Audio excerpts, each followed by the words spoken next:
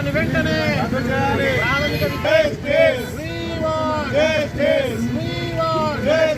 విద్యా విధానాన్ని భ్రష్టు పట్టిస్తున్న వైసీపీ ప్రభుత్వం విద్యా వ్యవస్థను భ్రష్టు పట్టిస్తున్న వైసీపీ ప్రభుత్వం విద్యా వ్యవస్థను ప్రాథమిక విద్యాలయాల విలీనాన్ని వెంటనే విద్యా వ్యవస్థను భ్రష్టు పట్టిస్తున్న ముఖ్యమంత్రి విద్యా వ్యవస్థను నిన్న రోజు నుంచి ఏమి చేస్తారా ఈరోజు అదిగో ఇదిగో చూస్తాం రేపు బాగా పనిచేస్తూ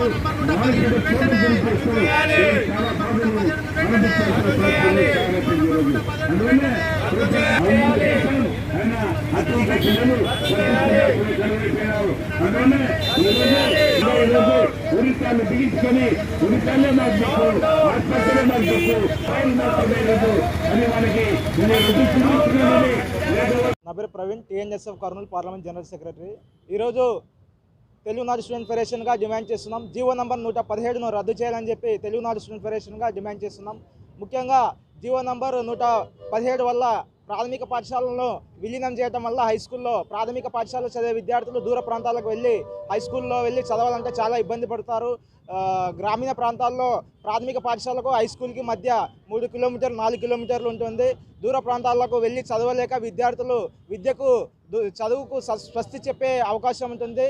దీనివల్ల విద్యార్థులు నష్టపోతారు. వెంటనే ఈ జీవోని రద్దు చేయాలని చెప్పి తెలుగునాడు స్టూడెంట్ ఫెడరేషన్గా డిమాండ్ చేస్తున్నాం. అదేవిధంగా ఈ ప్రాథమిక పాఠశాలలో ఉండే ఉపాధ్యాయులు ఎస్జిటి పోస్టులు కానీ, హెచ్ఎం పోస్టులు కానీ, పీఈటీ పోస్టులు కానీ ఈ జీవో నంబరు 117 వల్ల ప్రాథమిక పాఠశాలను హై స్కూల్లో విలీనం చేయడం వల్ల వీళ్ళంతా నష్టపోతారు. వెంటనే ఈ జీవోని రద్దు చేయాలని చెప్పి తెలుగునాడు స్టూడెంట్ ఫెడరేషన్గా